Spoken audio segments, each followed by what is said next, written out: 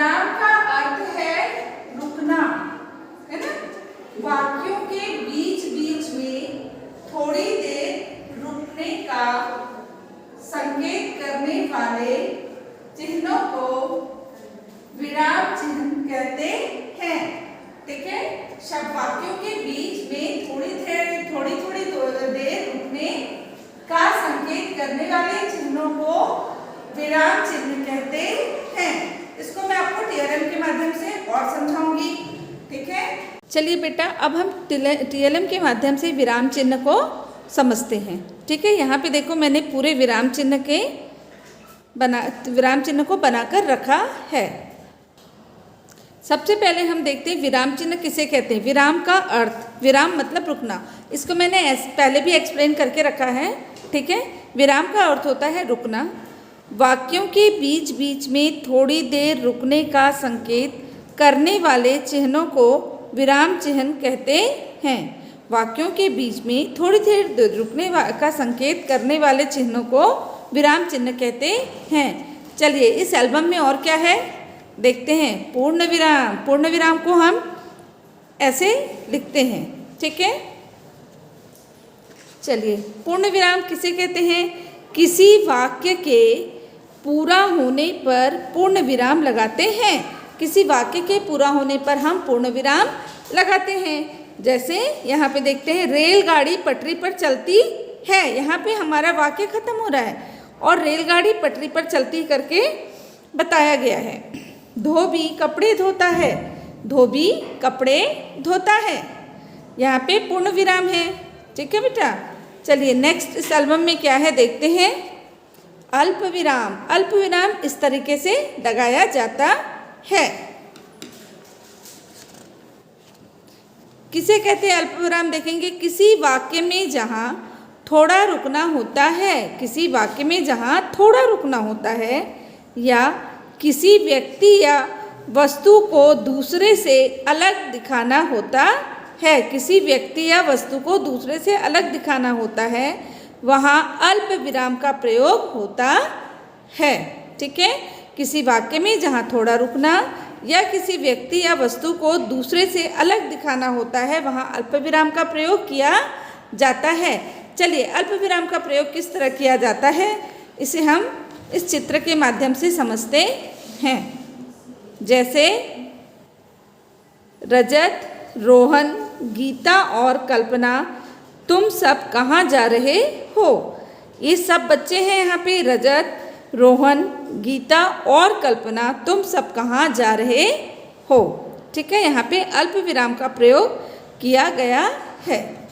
चलिए, एल्बम में तीसरा नंबर क्या है। तीसरा नंबर है प्रश्न सूचक चिन्ह। प्रश्न सूचक चिन्ह कब उपयोग करते हैं। क्यों, कौन, कहाँ, क्या, कब, तब, कैसे, है ना। इसको हम कोई क्वेश्चन पूछते हैं तब इस प्रश्न सूचक चिन्ह का प्रयोग किया जाता है। किसे कहते हैं प्रश्न सूचक चिन्ह, देखते हैं। जिन वाक्यों में कोई प्रश्न पूछा जाता है, जिन वाक्यों में कोई प्रश्न पूछा जाता है या वहाँ प्रश्न सूचक चिन्ह का लगाते हैं। जिन वाक्यों में कोई प्रश्न पूछा जाता है ना। जैसे अभी मैंने सामने दिखाया, कौन, कहाँ, कब, कैसे, वहाँ पे, है ना। यहाँ पर क्या है देखते हैं थोड़ा सा। जैसे तुम कहाँ रहते हो, इनसे ये प्रश्न पूछ रही है, तुम कहाँ रहते हो। यहाँ पर विक्रम क्या लाया है, ये पूछ रही है, विक्रम तुमने क्या लाया है ना। चलिए नेक्स्ट देखते हैं इस एल्बम में क्या है। अब हम देखते हैं उद्धरण चिन्ह। ठीक है, उसको हम इस तरीके से लगाते हैं। जब कहने वाले के कथन को ज्यों का त्यों लिखते हैं तो इस चिन्ह का प्रयोग करते हैं। जैसा सेम टू सेम, जिसने जैसा कहा हो उसको उसके लिए इस चिन्ह का प्रयोग किया जाता है। ठीक है,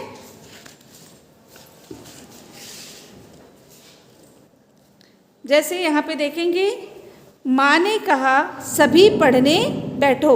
माँ ने जैसा कहा, जो का त्यों हमने लिखा है, तो हमने यहाँ पे उद्धरण चिन्ह का उपयोग किया है। माँ ने कहा पढ़ने बैठो। यहाँ पे देखेंगे, नेहरू जी ने कहा आराम हराम है। उन्होंने जो वर्ड कहा वो ज्यों का त्यों लिखने के लिए हम इस चिन्ह का प्रयोग करते हैं। अब इस एल्बम में आगे बढ़ते हैं। क्या है?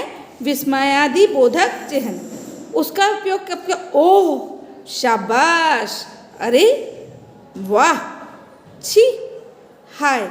इस सब जब शब्द को लिखेंगे तो उसमें हम इस विस्मयादि बोधक चिन्ह का प्रयोग करेंगे।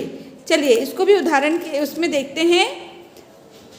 आश्चर्य, खुशी, शोक, उत्साह, घृणा, दुख आदि भावों को प्रकट करने के लिए इस चिन्ह का प्रयोग करते हैं, है ना। आश्चर्य, खुशी, शोक, उत्साह, घृणा, दुख आदि भावों को प्रकट करने के लिए इस चिन्ह का प्रयोग करते हैं।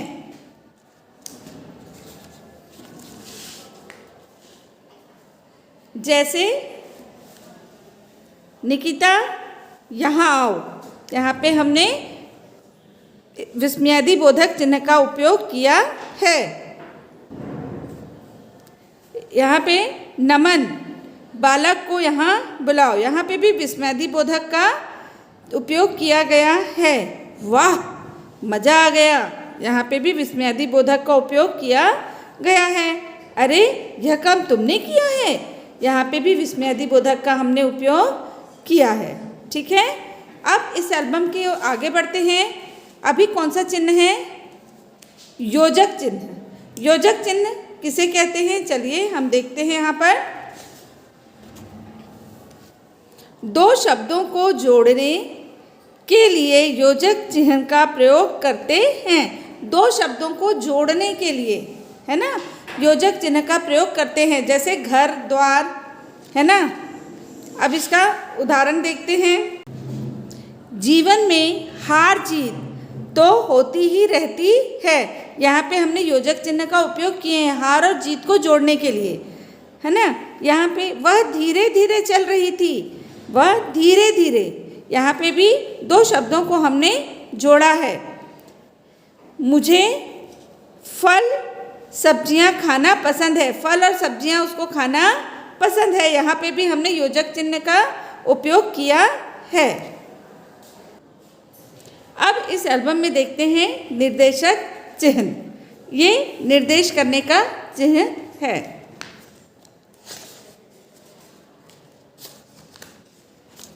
इसकी परिभाषा देखते हैं।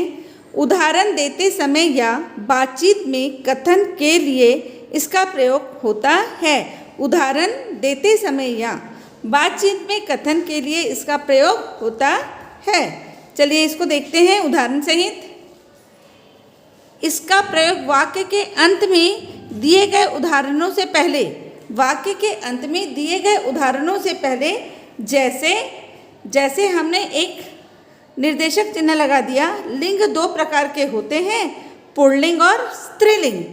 ठीक है, फिर दूसरा वाला देखेंगे। अपनी बातचीत को उदाहरण या विवरण से स्पष्ट करने के लिए भी निर्देशक चिन्ह का प्रयोग होता है। जैसे तुम उन्नति करो, हम अपनी बात को उदाहरण से ही दे रहे हैं, इसलिए निर्देशक चिन्ह का उपयोग करें। अपनी मेहनत और ईमानदारी से, तुम मेहनत करो, तुम उन्नति करो अपनी मेहनत और ईमानदारी से। चलिए अब आगे बढ़ते हैं भाई, देखते हैं क्लास में क्या है। कोष्ठक।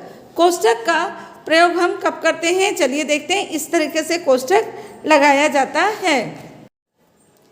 कोष्ठक को देखते हैं। किसी शब्द के अर्थ को या विकल्प को लिखने के लिए कोष्ठक का प्रयोग किया जाता है। किसी शब्द के अर्थ को या विकल्प को लिखने के लिए कोष्ठक का प्रयोग किया जाता है। जैसे ईशान, कोष्ठक में मैंने यहाँ पे लिखा हुआ है गर्व के साथ। ईशान गर्व के साथ कह रहा है मैं यह प्रश्न हल कर सकता हूँ, है ना। ईशान गर्व के साथ, मतलब ये कोष्ठक में है गर्व के साथ, मैं यह प्रश्न हल कर सकता हूँ।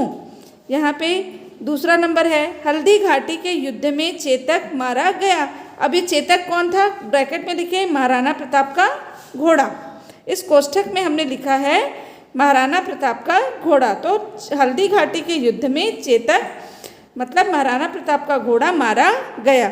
आपने इस थ्योरम के माध्यम से समझा है ना। हमने कौन कौन सा मात्रा देखा, एक बार फिर से हम चिन्ह देखे हैं, इसको एक बार और देख लेते हैं।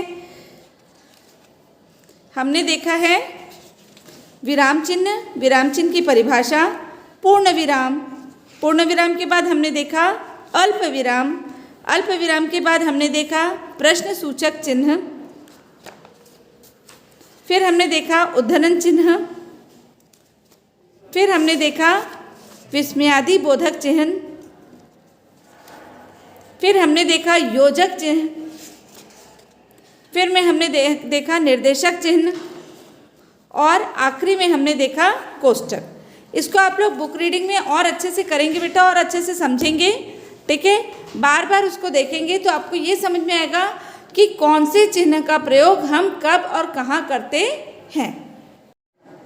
तो देखा बच्चों, मैंने आप लोग को विराम चिन्ह को थ्योरम के माध्यम से समझाया, तो आप लोग को समझ में आया होगा। आप बुक रीडिंग बहुत अच्छे से करना, आपको और अच्छे से समझ में आएगा और आप गलती नहीं करेंगे कि कहाँ पे रुकना है, कहाँ पे पूर्ण विराम लगाना है, कहाँ पे योजक चिन्ह लगाना है, कहाँ पे निर्देशक चिन्ह लगाना है, उसे आप ध्यान से समझना और सही जगह में सही विराम चिन्ह का उपयोग करना।